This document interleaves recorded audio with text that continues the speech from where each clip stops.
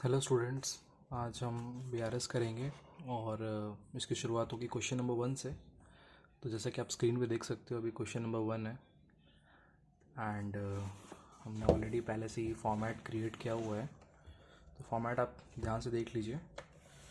आपका एक particular section होता है, फिर आप इसमें plus items and minus items ये आप रिकॉर्ड करोगे, ठीक है। एंड ऊपर आप हेडिंग में लिखोगे बीआरएस एंड एज ऑन, जो भी क्वेश्चन में आपकी डेट मेंशन होगी। तो जैसा कि आप इस क्वेश्चन नंबर 1 में आप देख सकते हो कि यहाँ पे 31 मार्च 2017 की डेट मेंशन्ड है, तो ये हम यहाँ पे लिख लेंगे, ठीक है। इसके बाद हर एक क्वेश्चन में बीआरएस के आपको एक स्टार्टिंग बैलेंस होता है जिससे आपको क्वेश्चन को शुरू करना होता है। तो इस गिवन क्वेश्चन में हमारा स्टार्टिंग बैलेंस है कैश बुक का, जो कि डेबिट बैलेंस है। तो आप पहले यहाँ पे एक स्टेटमेंट पुट करोगे जो कि होगा debit balance as per cash book, ठीक है।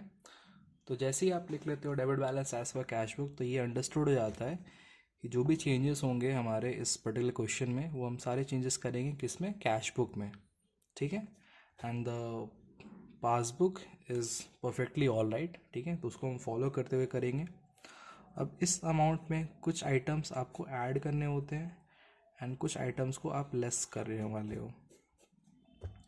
तो यहाँ पे डेबिट बैलेंस दे रखा है 1,54,300, बिकॉज कि ये कैश बुक का डेबिट बैलेंस है एंड कैश बुक का debit balance means positive balance. तो इसको हमने लिखा है अपने प्लस आइटम्स में, ठीक है। तो एक एक करके स्टेटमेंट्स लेते हैं। पहला स्टेटमेंट है checks deposited but not yet credited bye the bank. तो हमने क्या किया, यहाँ पे चेक्स को डिपॉजिट किया हुआ है बट बैंक इनको क्रेडिट नहीं किया हुआ है, ठीक है। तो आप ये समझिएगा कि जैसे ही आप चेक्स को डिपॉजिट करते हो, तो फर्स्ट ऑफ ऑल हम क्या करेंगे, हम अपने कैश बुक को इंक्रीज़ कर लेते हैं, ठीक है। क्योंकि हमारा ये मानना होता है ना कि पासबुक में भी ये अमाउंट डिपॉजिट हो जाएगा, ठीक है। बट ऐसा हुआ नहीं है और पासबुक अभी आपकी बढ़ी नहीं है, कैश बुक हमारा बढ़ चुका है। हम क्या करेंगे, अपने कैश बुक को भी कम कर लेंगे विद द गिवन अमाउंट, ताकि वो पासबुक के साथ मैच करने लगे, ठीक है। तो यहाँ पे लेस में आप लिखोगे checks deposited but not credited but not cleared. जो भी आपको बेटर लगे वो स्टेटमेंट आप यहाँ पे चूज़ कर सकते हो। एंड द अमाउंट इज़ 75,450, ये हमने लिख लिया, ठीक है। तो इस तरह से हमारा पहला स्टेटमेंट पूरा हो चुका है। हम नेक्स्ट पे आते हैं। नेक्स्ट स्टेटमेंट है cheques issued but not yet presented for payment. तो चेक इशू करने का मतलब जब आप किसी को चेक अलाउ करते हो, आप किसी को प्रेजेंट करते हो, देते हो, पेमेंट करते हो, तो इसको बोला था कि चेक इशू करना है हम, ठीक है।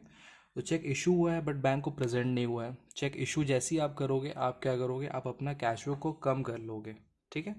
कैश बुक कम हो गई है बट पासबुक कम नहीं हुई है, क्यों? क्योंकि वो चेक बैंक को प्रेजेंट ही नहीं हुआ है, ठीक है। तो बैंक को जाहिर सी बात है, सपना थोड़ी आएगा कि आपने चेक कट के दिया हुआ है, ठीक है। इन दैट केस पासबुक अभी भी बढ़ा हुआ है, कैश बुक हमने कम कर लिया है, तो ये हम क्या करेंगे, इसको वापस से ऐड अप कर लेंगे। तो हम यहाँ पे ऐड कॉलम में लिखेंगे cheques issued but not presented and the amount is 80,760, ठीक है। Then comes the next statement. Third statement है आपका bank charges not yet recorded in the cash book. Bank charges अभी तक कैश बुक में record नहीं हुए हैं। तो बैंक चार्जेस क्या होते हैं, बैंक चार्जेस वो चार्जेस होते हैं जो बैंक कट करता है ताकि वो आपको इसेंशियल सर्विसेज प्रोवाइड कर सके, ठीक है। तो बैंक ने इस अमाउंट को कट किया हुआ है, पासबुक आपकी कम हो रखी है, कैश बुक हमारी बढ़ी हुई है। हम क्या करेंगे, अपने कैश बुक को भी कम कर लेंगे इस अमाउंट से।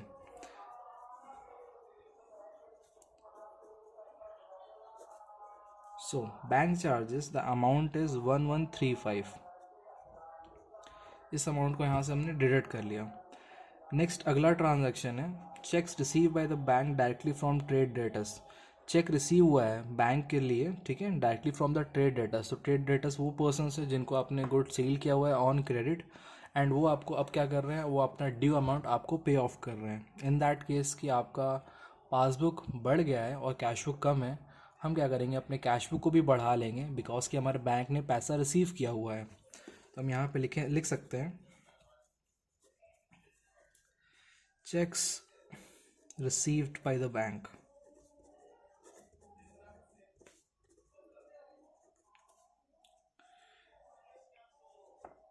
and the amount is 1,35,200। ठीक है, ये हो गया। नेक्स्ट अगला आता है, नेक्स्ट ट्रांजैक्शन है हमारा insurance premium paid by the bank as per standing instructions but not yet recorded in the cash book. तो इंश्योरेंस प्रीमियम पे हो गया है, हमारे बैंक ने हमारे स्टैंडिंग इंस्ट्रक्शन पे हमारा इंश्योरेंस प्रीमियम पे कर दिया है, जिसकी वजह से हमारा पासबुक ज़ाहिर सी बात है लेसर बैलेंस शो कर रहा होगा। एंड कैश बुक जो कि बढ़ी हुई है, हम क्या करेंगे, इस अमाउंट से अपने कैश बुक को भी कम कर लेंगे so that it matches with the passbook. तो हम यहाँ पे लेस साइड कॉलम्स में लिखेंगे इंश्योरेंस प्रीमियम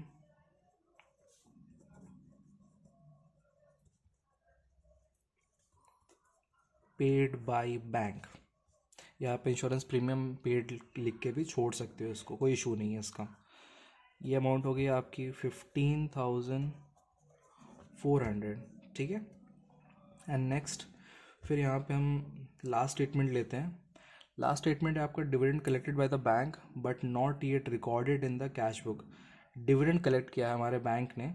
डिविडेंड आप जानते हो क्या होता है? डिविडेंड वो अमाउंट होती है जो हमारे इन्वेस्टमेंट्स पे हमें रिटर्न्स जो आते हैं, जो कंपनीज प्रॉफिट का पार्ट ऑफ प्रॉफिट जो शेयर करती है विद द शेयर होल्डर्स, उसको हम डिविडेंड कहते हैं, ठीक है। तो हमारे बैंक ने क्या किया, डिविडेंड कलेक्ट किया हुआ है जो कि कैश बुक रिकॉर्डेड नहीं है। तो जैसे ही बैंक ने डिविडेंड कलेक्ट किया होगा, हमारा कैश बुक बढ़ गया, सॉरी हमारा जो पासबुक है वो इंक्रीज़ हो चुका है।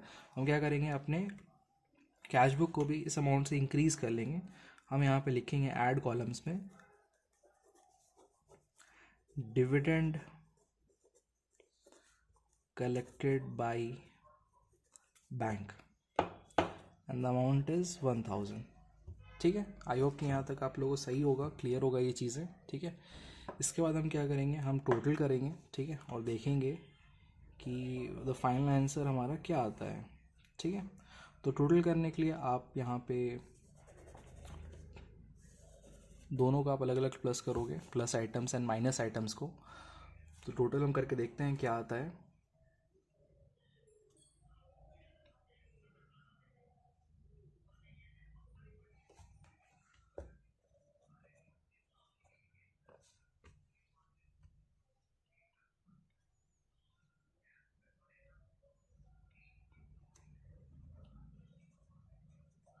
सो माइनस आइटम्स का हमारा टोटल है 91,985, ठीक है।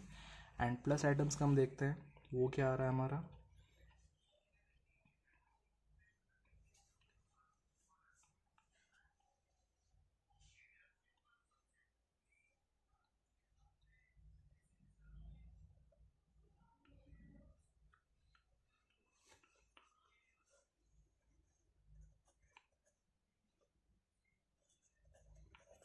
सो प्लस आइटम्स का हमारा अमाउंट आ रही है 3,71,260, ठीक है। अब हमें क्या करना होगा, इस प्लस आइटम्स में से आपको माइनस आइटम्स को माइनस करना होगा। तो अगर आप माइनस करोगे, सो द फाइनल अमाउंट जो आएगा आपको वो आएगा 2,79,275, जो कि हमारा आंसर भी है।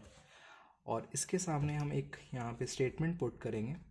तो ध्यान दीजिएगा स्टूडेंट्स, जैसे आप कैश बुक से शुरू करते हो तो आपका जो फाइनल अमाउंट होगी वो पासबुक पे एंड करेगी, ठीक है। एंड पासबुक का ये प्लस आइटम पॉजिटिव आइटम आ रहा है, क्यों? बिकॉज कि तो प्लस आइटम का अमाउंट ज़्यादा था, माइनस का आइटम का अमाउंट कम था। तो यहाँ पे हम स्टेटमेंट पुट करेंगे, that would be credit balance as per passbook, ठीक है। आई होप कि मैं क्लियर हूँ यहाँ पे। अगर आप कैश बुक से क्वेश्चन शुरू करते हो तो आपका जो फाइनल अमाउंट होगा वो पासबुक पे एंड करेगा। एंड फिर डिपेंड करता है कि आपका आइटम अमाउंट, फाइनल अमाउंट क्या है, पॉजिटिव है या नेगेटिव है। अगर पॉजिटिव है जैसा कि इस क्वेश्चन में था तो आपका क्रेडिट बैलेंस शो करेगा। एंड अगर यही बैलेंस नेगेटिव होता, अगर ये कब होता जबकि माइनस आइटम्स का अमाउंट ज़्यादा होता, इन दैट केस हम यहाँ पे debit balance as per passbook show करते हैं।